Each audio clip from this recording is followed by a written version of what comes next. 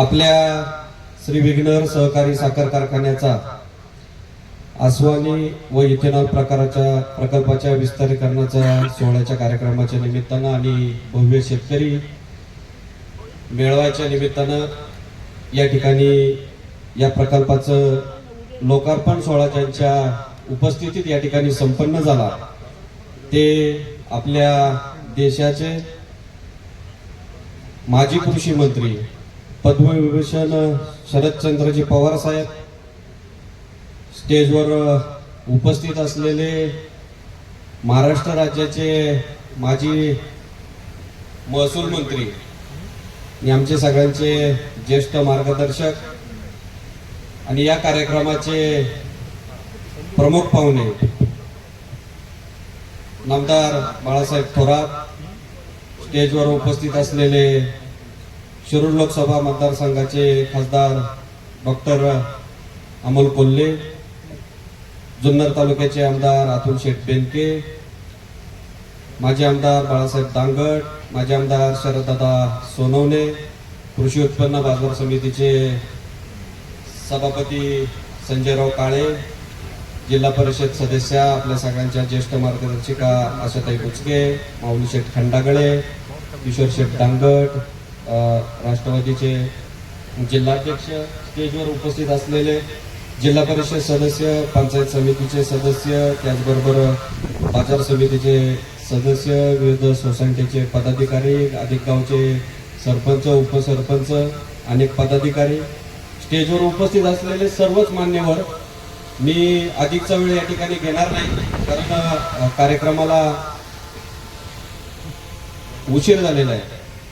आज साहेबांचं खरं तर मी या ठिकाणी सहर्ष स्वागत करतो. आपल्या कारखान्याचा गळीत हंगामाचा शुभारंभ साहेबांच्या उपस्थितीत त्यांच्या शुभ हस्ते आणि प्रकल्पाचं उद्घाटन आपल्याला त्या ठिकाणी करायचं होतं, परंतु मराठा आरक्षणाचं आंदोलन त्या ठिकाणी चिघळलं आणि म्हणून तो कार्यक्रम आपण पोस्टपोन केला. सर्व संचालकांनी निर्णय घेतला आणि आंदोलकांच्या उपस्थितीत, संचालकांच्या उपस्थितीत तो कार्यक्रम आपण गळीत हंगामाचा सुरू केला.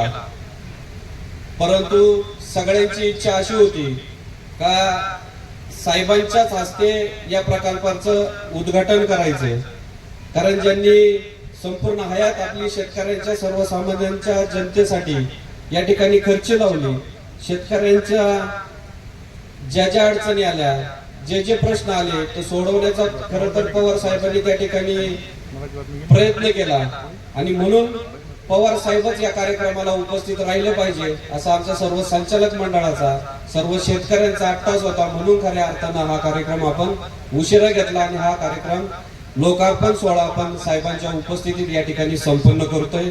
याचा आपल्या सगळ्यांना आनंद होतोय. आज स्टेजवर नामदार बाळासाहेब थोरात आहेत.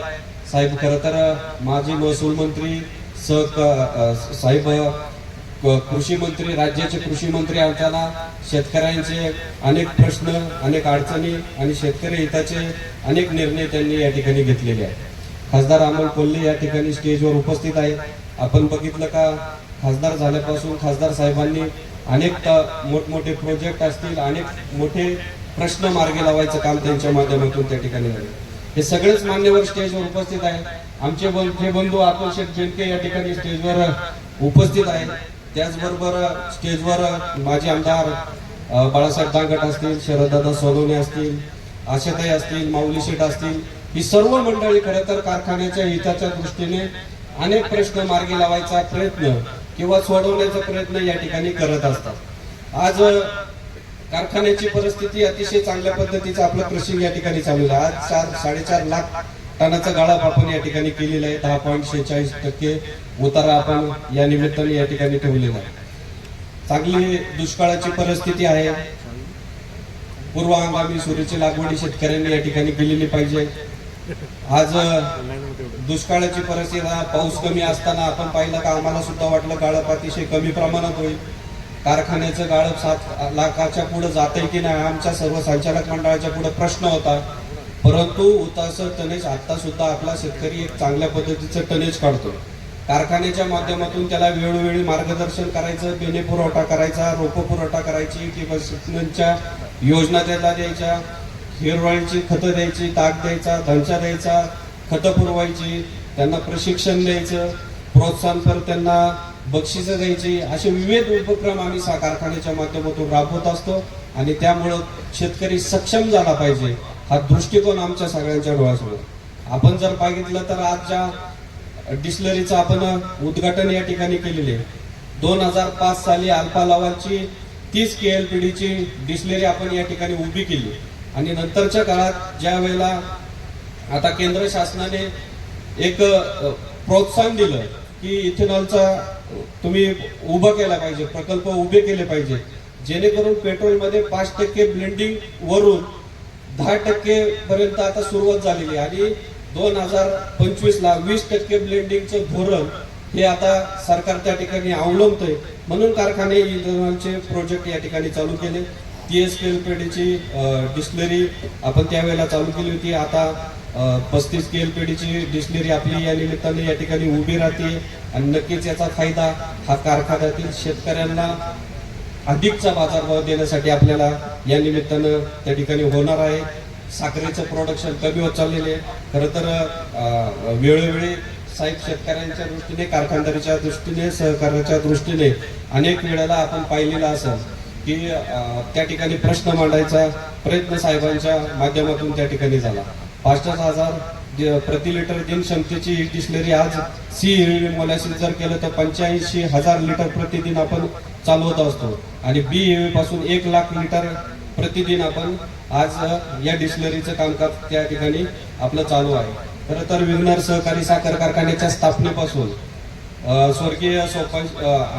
स्वर्गीय निवृत्ती शेठ शेरकर असतील, स्वर्गीय सोपान शेठ शेरकर असतील, मी त्यांचे खरं तर जवळून त्यांना त्या ठिकाणी पाहिलं की पवार साहेबांबद्दलचं प्रेम, पवार साहेबांची असलेली त्यांची जवळीक आणि तेच बाळकडू खरं तर त्यांच्या माध्यमातून मला या ठिकाणी मिळालेले आहे. आणि साहेब ज्या वेळेला खरं तर कारखान्याच्या संदर्भात असतील, शेतकऱ्यांच्या वरती ज्या अडचणी येतील त्या मांडण्याचा प्रयत्न त्यांच्या माध्यमातून त्या ठिकाणी करण्यात आला. साहेबांनी त्या अडचणी सोडवल्या. वेळोवेळी साहेबांचं या ठिकाणी आपल्या कारखान्याला मार्गदर्शन राहिलेले. आज कारखानदारी समोर मोठमोठ्या अडचणी या ठिकाणी होतात. एका बाजूला डिस्लरीतून इथेनॉल निर्मितीकडं लक्ष केंद्रित केलं जात आहे, तर दुसऱ्या बाजूला साखरेकडं निर्यात बंदी आहे. आज जर साखरेची निर्यात जर त्या ठिकाणी केली तर आंतरराष्ट्रीय बाजारामध्ये 50 रुपये किलोनी साखर विकली जाऊ शकते. परंतु आज MSPचा जर विचार जर केला तर 31 रुपये साहेब त्या ठिकाणी MSP आहे.